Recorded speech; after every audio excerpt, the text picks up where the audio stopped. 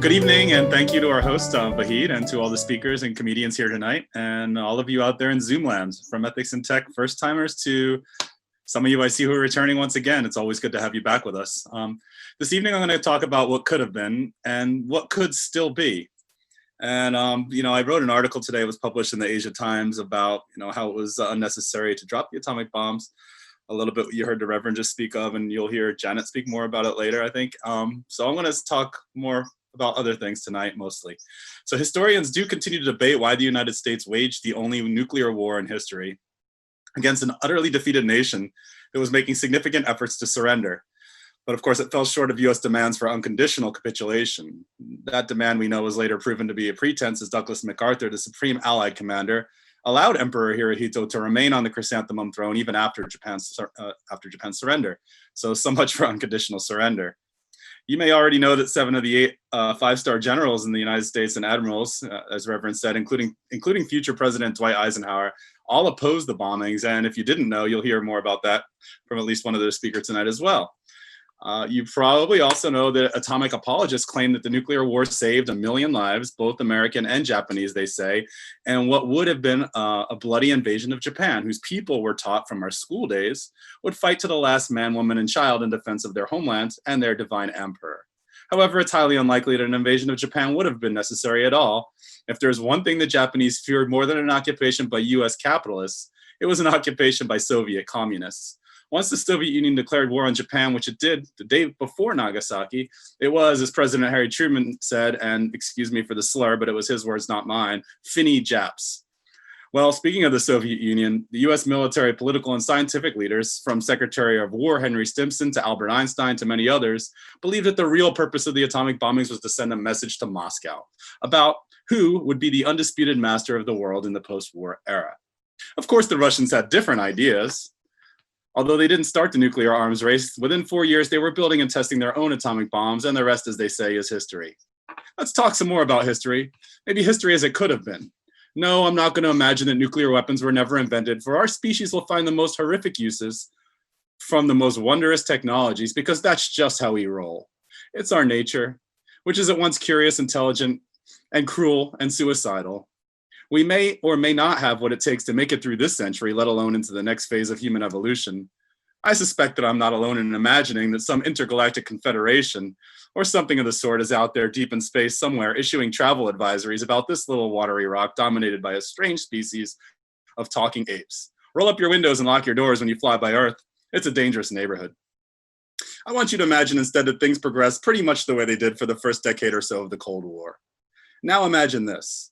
One of the 2 nuclear superpowers reaching out to the other with an offer of mutual disarmament. Well, you don't have to imagine it because it actually happened several times in the late 1950s and early 1960s when the Soviet Union made such offers to the United States. Of course, they weren't altruistic offers by that time, and despite fallacious fear-mongering about a non-existent missile gap in order to pad the pockets of the military-industrial complex and justify ballooning defense budgets, the US already enjoyed a significant advantage in both bomber-based nukes and its burgeoning arsenal of intercontinental ballistic missiles. No, I'm not a Russian stooge, although I have been accused of being one from my writing, but this isn't to say that the USSR did not play an equal role in nuclear brinkmanship, but the Russians were usually playing catch up to us. Let's be honest about that. Let's say that mutual disarmament didn't work.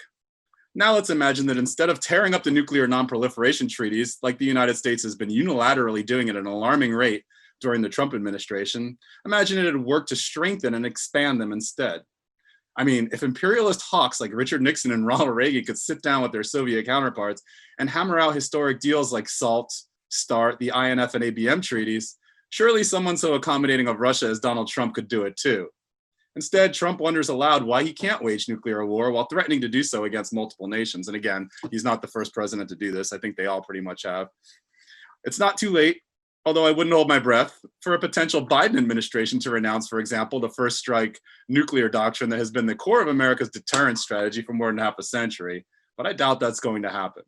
I do want to stress that these aren't pie-in-the-sky utopian dreams. These are simple decisions that could be made, they have been made, and could still be made, and the world could be different. This could be the difference between survival of our species and the extermination of all human life on Earth. That's something else I want you to imagine. Imagine things would have gone just a little bit differently in that fateful fall of 1962, and that a young Soviet submarine commander by the name of Vasily Arkhipov, we should all know his name, had not refused the commander's orders to launch nuclear torpedoes against the US Navy warship during the Cuban Missile Crisis.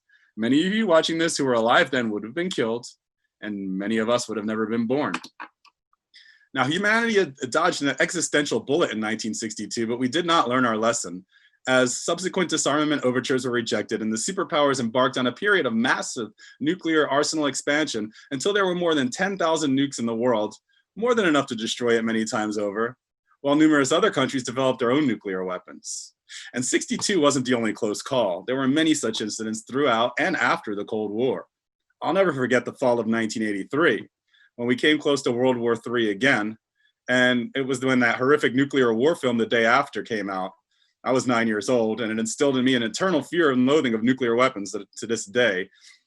We avoided another untold catastrophe again in 1995 when the Soviet Union no longer existed, but a Norwegian scientific rocket launch was mistaken for an imminent incoming nuclear attack on Russia, whose president at the time, Boris Yeltsin, we all owe a debt of gratitude for not opening the nuclear launch briefcase that was placed in his hands that day. It doesn't take much stretch of the imagination to envision a nuclear war in a dangerous world in which 9 nations, all of which except interestingly North Korea, are currently fighting wars or military conflicts. Those 9 nations all have nuclear weapons. That's why the Bulletin of Atomic Scientists has set its doomsday clock to 100 seconds before midnight, which is the closest that it has ever been to thermonuclear Armageddon. We're not out of these dangerous woods, not by a long shot, but we can be. If we would only stop electing leaders who lack the imagination to work for a world free of the scourge of nuclear weapons and the specter of species suicide. In the end, we get the policies and the actions we deserve, just like we get the pandemic we deserve, because we choose the leaders who choose them. We must choose better. I imagine we can, if only we want to. Thank you.